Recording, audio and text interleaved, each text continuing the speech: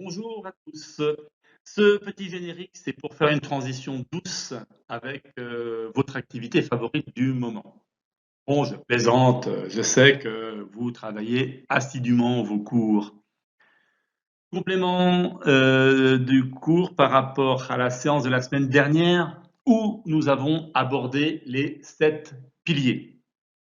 Les 7 piliers sur lesquels on reviendra lors de notre retour à l'IUT. Aujourd'hui, nous allons nous concentrer sur 3 points essentiels. Nous allons aborder les composantes produits communication. Composantes produits communication, ça veut dire que nous allons nous centrer sur 3 éléments essentiels. 3 éléments essentiels, c'est le triptyque produit, cible et message. Produit, par un effort conjoint des services marketing et production, correspond à une cible donnée. Ça veut dire qu'en amont, le service marketing a étudié quelles pouvaient être les attentes de la cible, quelles pouvaient être leurs aspirations pour définir le produit qui leur convenait le mieux. Et nous, eh bien, au service communication, nous allons essayer de transformer tout cela pour montrer à la cible que le produit correspond parfaitement à ses attentes, mais plus qu'à ses attentes, à son mode de vie, à ses aspirations. Et ça, on va le faire à travers d'un message. Donc, produit d'abord, le produit a des caractéristiques techniques. Ces caractéristiques techniques, c'est pas la peine de revenir dessus très longtemps. Une phrase, ça suffit pour résumer ce qu'est votre produit. Au passage, c'est important de formuler cette phrase parce que c'est un excellent exercice de synthèse. Donc, commencez par écrire une phrase sur les caractéristiques techniques de votre produit. Et ce qui nous intéresse particulièrement, ce sont les caractéristiques commerciales, ce qui fait vendre. L'avantage clé du produit, et il y en a un seul qu'on met en avant. On ne fait pas une liste d'arguments. On n'est pas en négociation, ça ne sert à rien ici. Ici, en communication, on a besoin d'un avantage clé. C'est le bénéfice consommateur que l'on a vu hier lorsque l'on a étudié la copie stratégie. L'avantage clé, il est basé sur une valeur affective. Dire que on vend une voiture non pas ce qu'elle est, c'est-à-dire pour les chevaux, la puissance, la carrosserie, la couleur, mais par exemple pour le plaisir de conduire, pour reprendre un exemple que l'on a déjà étudié. Si je prends la chaîne Canal+, qui est gratuite en ce moment, ça ne va pas durer, et bon, Canal+ diffuse des films qui sont sortis au cinéma récemment et diffusent aussi des matchs de sport, notamment des matchs de foot. Eh bien, nous allons nous intéresser à ce qu'est ce produit. Ce produit, c'est la diffusion d'émotions. Ce n'est pas la diffusion comme ça, on dit voilà, on diffuse des films, on diffuse des matchs. Non, on diffuse les émotions que peuvent procurer les films récents et on peut aussi dire que l'on diffuse la sensation, les émotions que procure de regarder un match de foot. Et cela, c'est pour une cible donnée. La cible, ses croyances et sa propre sensibilité. Il y a des paramètres clés communs à l'ensemble de la cible. Et là, on va s'intéresser à la valeur émotionnelle. Si je reprends mon exemple de Canal+, eh bien, qu'est-ce qu'on va dire? On va essayer de définir quelle est la cible typique des gens qui vont s'abonner ou qui pourraient s'abonner à Canal+. Alors bon, si vous répondez, bah, ce sont des gros beaufs affalés dans un canapé et en train de boire des bières, bon, vous avez le droit de le penser, mais c'est pas ce qu'on attend, hein, évidemment. Alors on va essayer de dire bah, quelles sont les émotions que ça procure. Ces gens-là, qu'est-ce qu'ils attendent? Bah, peut-être pour eux, c'est idéal de voir tous les matchs sans avoir besoin de se déplacer, de payer le prix d'entrée, de rester bien confortablement assis, installé chez soi. Pareil pour les films.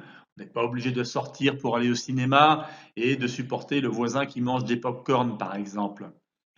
Alors, voilà ce qu'on va essayer de faire ressortir, c'est-à-dire quels sont les atouts, les déterminants communs, la personnalité de ces gens-là qui veulent tout cela. Éventuellement, on s'intéresse à l'âge, au sexe et à la CSP, la catégorie socio-professionnelle. C'est pas ça le plus important, évidemment. Alors, tout cela, comment on va faire se rencontrer produit et cible? Eh bien, notre travail de communicant, c'est de délivrer un message. Alors, par exemple, je vous mettrai sur Madoc l'exemple d'une publicité pour Intermarché qui montre la valeur affective et la valeur émotionnelle que l'on peut ressentir en regardant cette pub. Je vous laisse la découvrir, je mettrai le lien. Cette publicité nous servira également pour illustrer le concept de disruption que l'on verra plus tard. Et vous verrez là, donc la version longue, la première version qui avait été faite, qui dure 3 minutes. Après, les versions sont un peu plus courtes, celles qui sont diffusées, parce que ça coûte cher, hein, à raison de 10 000 euros les 15 secondes environ, voire plus parfois selon les émissions adjacentes. Bien, on diffuse le plus court possible pour être le plus efficace aussi. Donc cet exemple-là, vous verrez un exemple de message qui est délivré. Ce qui est intéressant, c'est de s'intéresser au message. Le message, c'est la réponse que va apporter le produit aux attentes de la cible. Et vous verrez dans l'exemple que ce ne sont pas forcément les attentes qu'on avait au départ, mais ça permet de créer quelque chose, ça permet de créer du lien, ça permet d'offrir des nouvelles possibilités. Bon, l'exemple le plus fameux, c'est le téléphone portable. Aujourd'hui, tout le monde a un smartphone. On ne se pose pas la question de savoir si vous en avez un ou si vous n'en avez pas. On se pose la question de savoir quelle est la marque. Bon, il y a plus de 20 ans, ça n'existait pas et les gens n'en avaient pas besoin. Vos parents, quand ils étaient au lycée ou à l'université, eh bien, ils ne se posaient pas la question de savoir s'ils allaient pouvoir appeler quelqu'un, puisque de toute façon, il n'y avait pas de téléphone portable et on n'en ressentait pas le besoin. Aujourd'hui, on a réussi à faire en sorte que ça soit un besoin pour tous, indispensable, et en plus, on rajoute d'autres fonctionnalités, comme des applications. Donc, c'est ça le message, c'est de dire voilà ce que l'on peut faire pour vous. Alors, c'est intéressant d'abord de le reformuler, de reformuler cette forme de réponse, cette forme d'idée, de solution qu'on apporte. Et cela, ça peut s'exprimer aussi au travers d'un slogan. Alors, un slogan, c'est une figure de style, une figure rhétorique. Par exemple, un vers, ça va, 3 vers, bonjour les dégâts. Il y a une rime, ça permet de s'en rappeler. Donc, vous allez essayer également de trouver un slogan. Alors, récapitulons. Ce qu'on va faire quand vous allez revenir en cours, en TD, on va reprendre les 3 éléments. Je vais vous demander de reprendre les 3 éléments pour votre produit et de délivrer le message. Quel est le message que vous allez faire passer? Alors, c'est bien de le travailler avant, comme ça vous allez confronter vos réponses rapidement, peut-être que vous le ferez par mail avant cela, et tous ceux qui auront travaillé avant seront avantagés parce que je ne donnerai qu'1 heure, et ça sera court pour faire le tout si on n'y a pas réfléchi avant. Et je vous demanderai de trouver un slogan autre, évidemment, que celui que la marque utilise déjà, que votre produit utilise déjà. Voilà, c'est tout pour la séance d'aujourd'hui, mais il y a déjà pas mal de travail à faire. Allez voir sur Madoc pour les informations complémentaires, le résumé de ce que je vous ai dit là. Et vous trouverez également le lien vers la publicité pour une grande enseigne de la grande distribution qui permet d'illustrer mon propos du jour.